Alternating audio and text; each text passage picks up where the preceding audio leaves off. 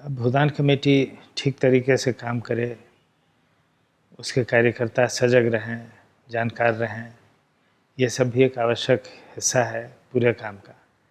अगर कार्यकर्ता होशियार नहीं रहेंगे, जानकार नहीं रहेंगे तो काम में कई त्रुटियां रहेंगी।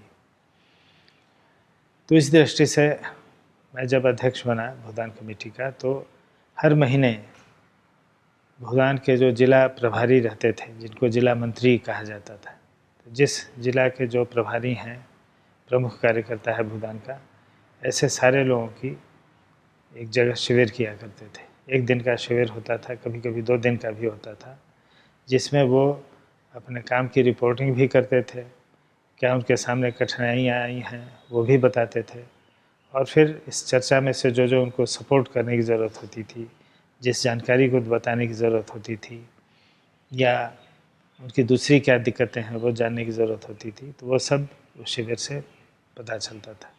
और सभी कार्यकर्ता एक साथ मिलते थे, तो एक दूसरे से बातचीत करके भी उनका काफ़ी शिक्षण होता था आपस में ही। तो इस प्रक्रिया को काफ़ी ठोस रूप दिया गया और हर महीने ये चीज़ चलाई गई। उससे एक ज़िले के कार्यकर्ता दूसरे ज़िले में क्या हो रहा है जानकारी नहीं है, ऐसी जो एक स्थिति थी बिखराव की, वो ख़त्म हुई और पूरा प्रांत जैसे एक प्रांतीय कमेटी है, उसके हम कार्यकर्ता हैं और हम लोगों को मिल करके काम करना है, ये एक भावना जगी। इसलिए काफ़ी तेज़ी से जो ज़मीन बची हुई थी उसका वितरण उन लोगों ने कर दिया। एक आरोप था कि भाई ये वितरण में जिसको ज़मीन देते हैं उससे पैसा भी ले लेते हैं, कोई 1000, 2000, 10,000 जिस तरह से पैसा लेते हो। अब ये आरोप आता था हमारे पास, लेकिन सबूत कुछ नहीं है। न देने वाला कहता था कि हमने दिया, न लेने वाला कहता था कि हमने लिया, सवाल ही नहीं है। तो उसके पीछे, चोर के पीछे सिपाही लगा दो, ये प्रक्रिया तो असफल हो गई है, उसको हम देखते ही हैं, देश भर में देखते हैं।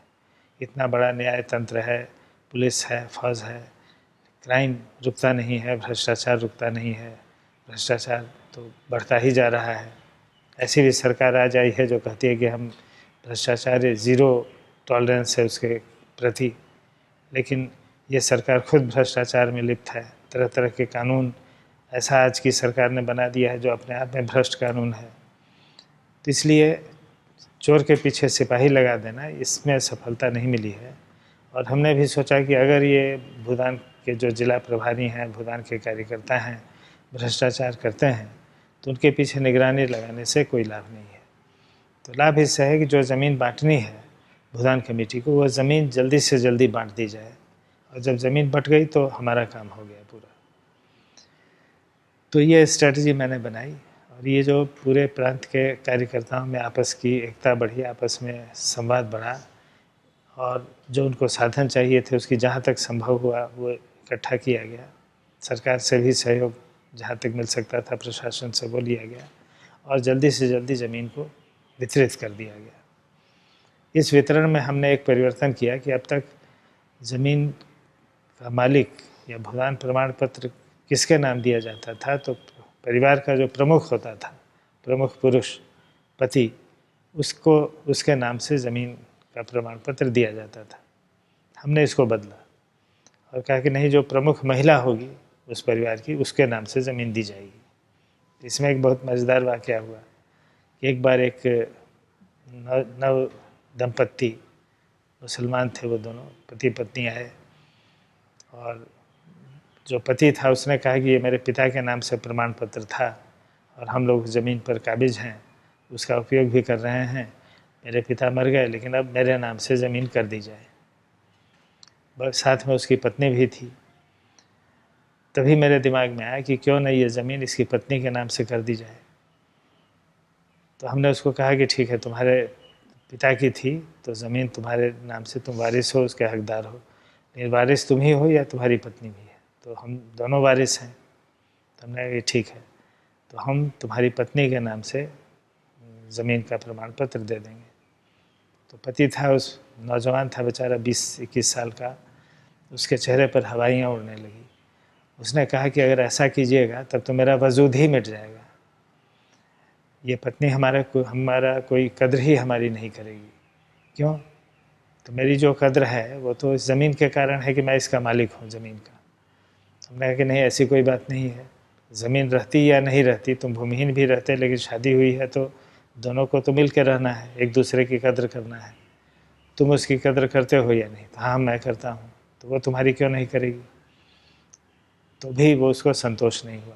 तो हमने कहा ठीक है, जाओ दोनों आपस में बात करो और आधे घंटे के बाद आओ कि क्या तुम लोग तय करते हो कि ज़मीन तुम्हारी पत्नी के नाम से मिलेगी या नहीं।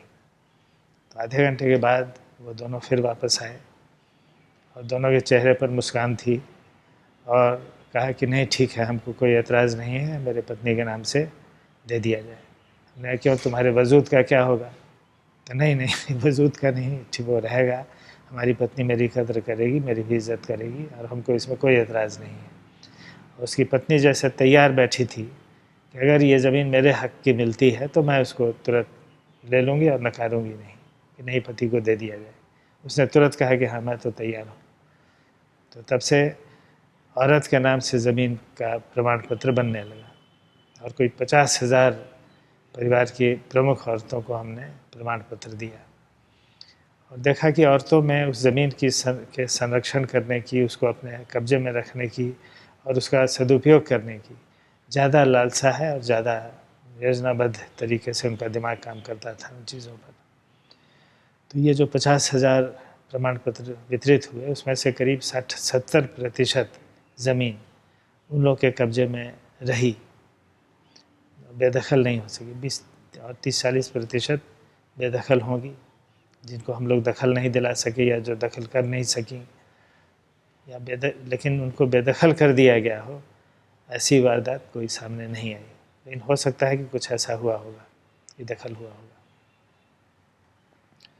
तो ये एक नया मोड़ उसमें आया कि भूदान कार्यकर्ताओं के पूरे प्रांत के स्तर पर एकता और जागरूकता और ये औरतों को प्रमाण पत्र देना, उसमें भूदान कार्यकर्ताओं को भी तैयार करना पड़ा। उनके भी मन में था कि ये औरत कैसे मालिक बन जाएगी, कभी हुआ नहीं था उनके सामने, कभी ये प्रश्न नहीं आया था। तो उनको भी था कि औरतें तो खुद ही प्रमाण पत्र छोड़ देंगी, त्याग देंगी। मैं नहीं, ऐसा एकदम नहीं है, बल्कि औरतें उसको ज़रूर खुश होकर के लेंगी। तो उन लोगों ने भी इसमें जो समझ गए तो काफ़ी कोऑपरेट किया और औरतों के नाम ही प्रमाण पत्र का वितरण होगा।